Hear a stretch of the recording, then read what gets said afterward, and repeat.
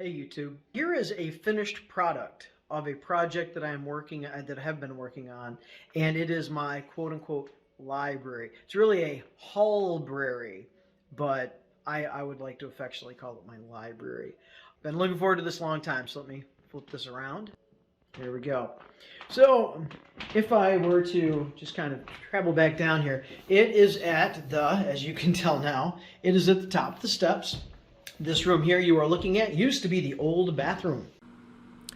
Just for context, this is at the top of the steps looking at what the original wall looked like, and there would be the doorway into the old bathroom.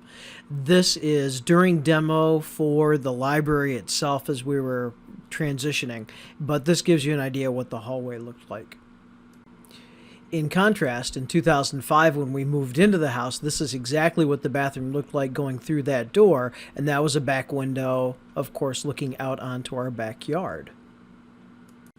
Need to look back from where we came. That 2005 bathroom remodeled into what you see here, and then eventually when we put the addition on, you see that window opened up into a door, and that doorway opens up onto our new bathroom. This old bathroom was then demoed, of course, and has become our library. Amazing journey for this one room. And with the old bathroom, as we opened up our addition to the new bathroom, and that is its own, that has some videos somewhere, I am sure, and I will also film the kind of the end product of that. But anyway, with the new bathroom, we did not need the old bathroom, and so the old bathroom becomes the library. So just showing you, you're going to realize I'm a fanatic of science fiction and fantasy, but I have all kinds of other stuff. So I have 7 lower units and 8 upper units. Everything is crowned and detailed. The only thing that is missing from this library is a ladder, the rail to support a ladder, and a ladder rail that will go all the way around on that rail right there. So that's the last purchase and the last installation. So just to show you, this area in here actually hides a radiator. We had that metal custom cut by a local company called Game and Iron, and they did a fantastic job for under $400 for those 2 panels together. Otherwise, all of this is custom created by the Amish. I have an Amish cabinet supplier who did a really spectacular job. So let me kind of zip this way. And there you go. I did the interior lighting. My son actually helped me install it, but the interior lighting is just LED lighting. And if you kind of sneak around the corner, you see that it's basically a corner channel that I ran all the way around in a shape of a U. So, you know, it would like say start down there, come through the cabinet, travels up and around, and then down again.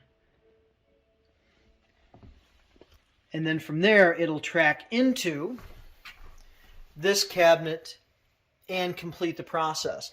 And I had the Amish, as they were designing my shelves, to actually just notch out my shelves for me. So that was one less modification I had to do on site.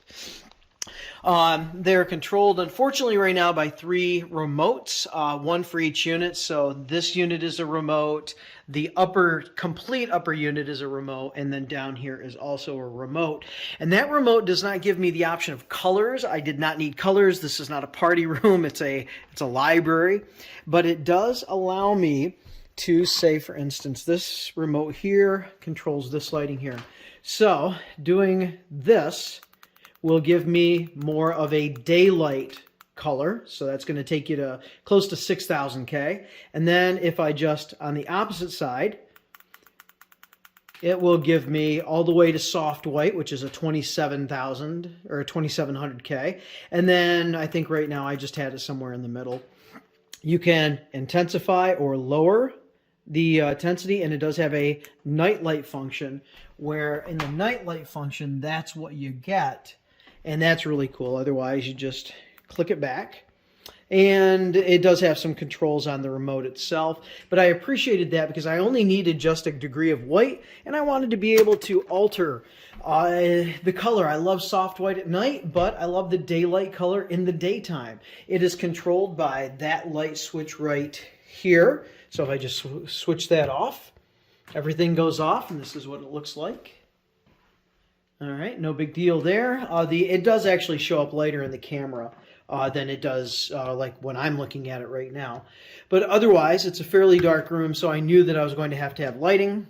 Also on the ceiling, I did install a couple of recessed cans just in case. Well, recessed lights, they're no longer cans at this point. All right, well, there you have well, other than the ladder, it is a completed project. And I know the ladder is really going to kind of be adding, maybe a little bit much, but I've always wanted one of those library ladders. And hey, I live here, I can deal with it. So I'm just going to do one of those. Okay, what I'll do is I will zip around up and down the shelves just to show you what I read. But at this point, that's the library, okay? So if you're uninterested in my reading material, by all means, just have a good day. So up here from all the way down, very much in order, I have a whole lot of Star Trek novels. Very early on in the 80s, I really fell in love with Star Trek as far as the novels and reading. I've subsequently enjoyed my adult childhood by collecting toys. Over here, I have a much smaller selection of Star Wars, thus the Star Wars model there. And then it goes into random science fiction, just from various authors. All of my stuff is fairly old, pre-1990s, and it goes all the way back. And so here you have a bunch of just short story collections down into Asimov, and then it's alphabetical from Isaac Asimov or so, all the way down through. There you go there.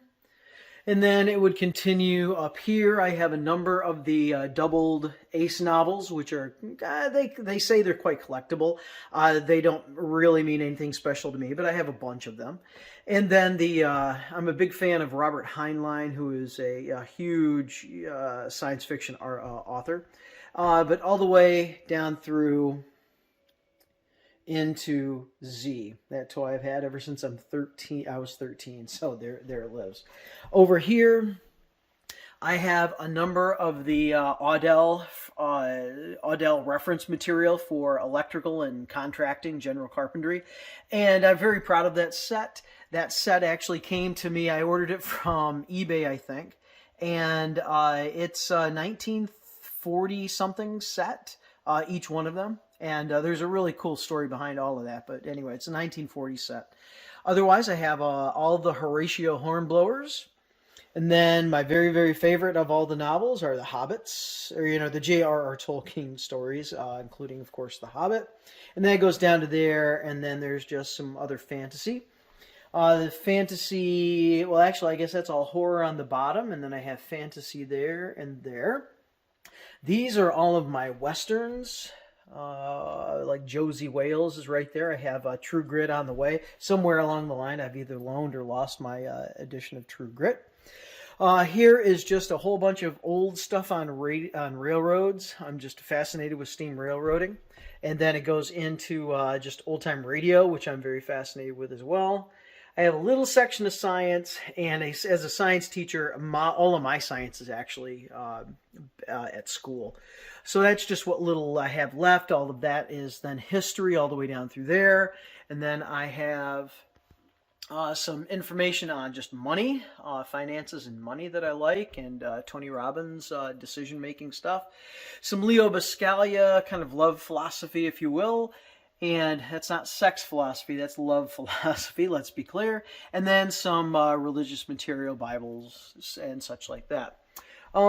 These are what I could consider the classics, but really it's just generally fiction that's not science fiction, all the way down through. These are all alphabetical from what?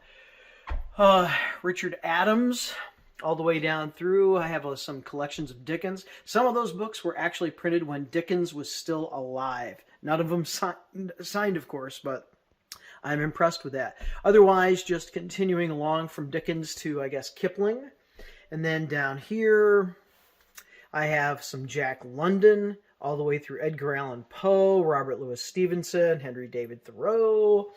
And then it comes on down and basically wraps up with some Camelot stuff from T.H. White, so King Arthur legend. Then it goes into just short stories. Down here we have plays, we have poetry. For a long time I was really into poetry. And then just adventure novels down here with a bunch of Clive Cusslers, and I believe that's the Dirt Pit series. Up here, this is just an overflow of the large size pulps from the 1930s and 40s, science fiction pulps that I've been collecting for a number of years. This would be Mystery with The Saint by Leslie Charteris. And then I have some Damon Runyon, which I'm very fond of. Found that guy through the old time radio that I listened to on Sirius XM. Otherwise, this entire shelf here is all Sherlock Holmes. And then down here, this is all Sherlock Holmes. And of course, most all of that, except for the early stuff, is all just everyone writing in the Sherlock Holmes universe. It is not sure. It's not Arthur Conan Doyle himself. Some old pulp collections right there. And then these are all mysteries to include like Perry Mason stuff right in there with Raymond Chandler, or I'm sorry, Earl Stanley Gardner. Let's see, down in here we have some James Bond, and we have some more kind of thriller detective stuff. And then it ends with my very favorite, because my name is Steve Spencer.